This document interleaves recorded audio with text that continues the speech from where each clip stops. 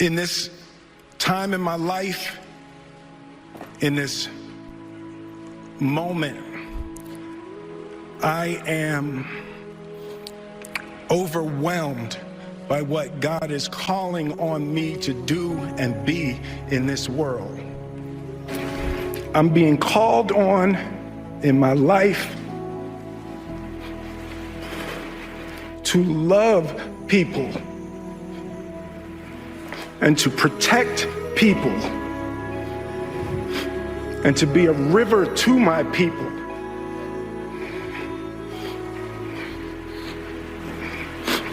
Now, I know to do what we do, you got to be able to take abuse. You got to be able to have people talk crazy about you. In this business, you got to be able to have people disrespecting you.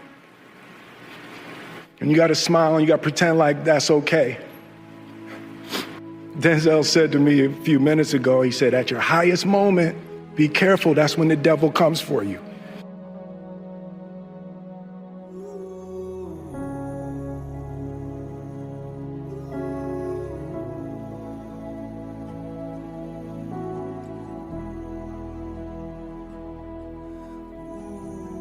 I'm motivated by fear.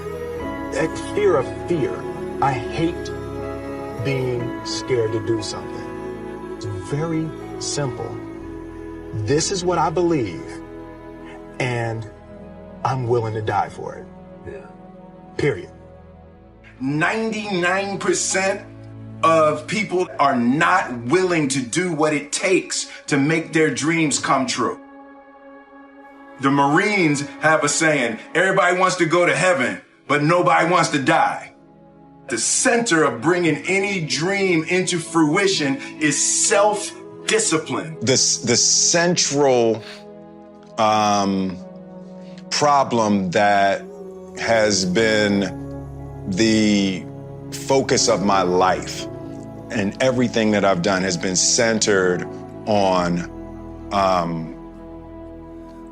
having a successful love relationship, right? So I saw my parents when they were growing up, and I hated that my parents' marriage deteriorated.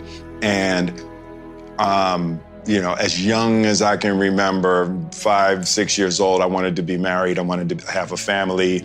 I always wanted to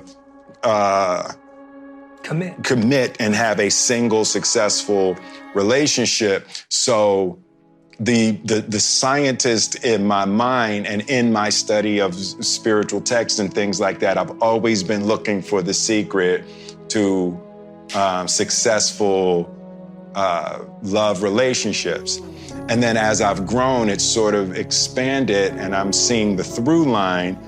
The same basic ideas are successful parenting, and the same basic ideas are being a successful follower or a successful leader or a successful student. And I started to see the central issues with all of human relating. The problem is really singular. At the center of it is almost exclusively a lack of understanding of the other person's perspective. You know, something as simple as food and eating, it's not about your body as much as it is about your mind. It's getting command of your mind to be able to choose actions that are in your own best interest. Every day, we are choosing that's not in our own best interest. So if the world is attacking you and the world wants to fight you and the world's trying to hold you down, so you're going to kick yourself in the balls? So you're going to stop yourself from getting what you dream? You can't be scared to die for the truth. The truth is the only thing that's ever going to be constant. And you can't fear what might happen to you if you were to tell the truth. Because what happens to you if you don't tell the truth is worse than telling the truth will ever be. Self Discipline is the center of all material success. You cannot win the war against the world if you can't win the war against your own mind. And I think the word discipline has kind of gotten a bad name. We think about it in terms of punishment. I'm not talking about discipline in that way. I'm talking about discipline in the sense that you forego immediate pleasure for the exchange of long-term self-respect. I believe that self-discipline is the definition of self-love.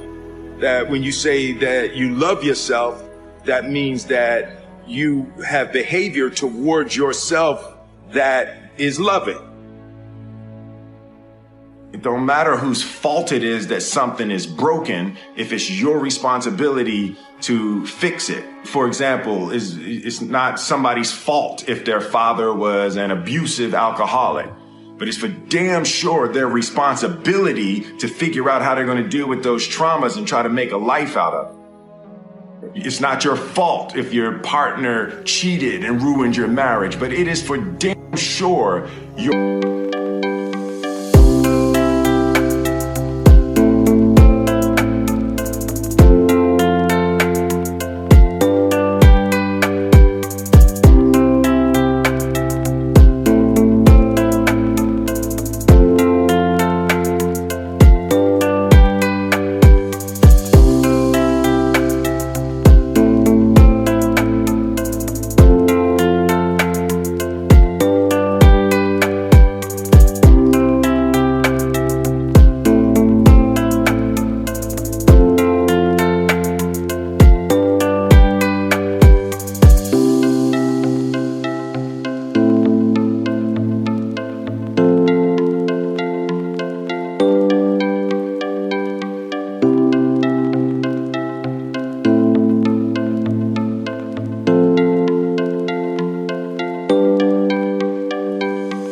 responsibility to figure out how to take that pain and how to overcome that and build a happy life for yourself. Fault and responsibility do not go together. It sucks, but they don't. When something is somebody's fault, we want them to suffer. We want them punished. We want them to pay. And we want it to be their responsibility to fix it, but that's not how it works, especially when it's your heart. Your heart, your life, your happiness is your responsibility and your responsibility alone. You can make a person smile, you can make a person feel good, you can make a person laugh, but whether or not a person is happy is deeply and totally and utterly out of your control. The prerequisite for spending time with any person is that they nourish and inspire you. They feed your flame. Look at your last 5 text messages. Are those people feeding your flames or dousing your fire? Put your phone down for just a second and look around. Look to the people around you. Are those people throwing logs on your fire or are they pissing on it? The first step before anybody else in the world believes it is you have to believe it. There's no reason to have a plan B because it distracts from plan A. And I think psychologically, the advantage that gives me over a lot of people that I have been in competition with in different situations is it's difficult to take.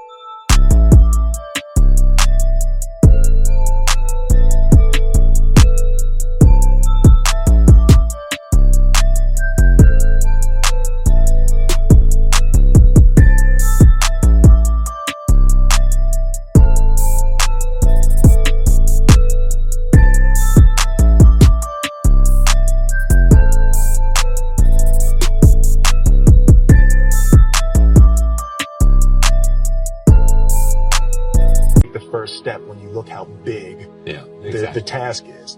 The task is never huge to me. It's always Yeah, me too. one brick. I believe, and I learned very young, that you don't try to build a wall. You don't set out to build a wall. You don't say, I'm going to build the biggest, baddest, greatest wall that's ever been built. You don't start there. You say, I'm going to lay this brick as perfectly as a brick can be laid. There will not be one brick on the face of the earth that's going to be laid better than this brick that I'm going to lay in this next 10 minutes. Yeah. And you do that every single day. And soon you have a wall. And soon you have a wall.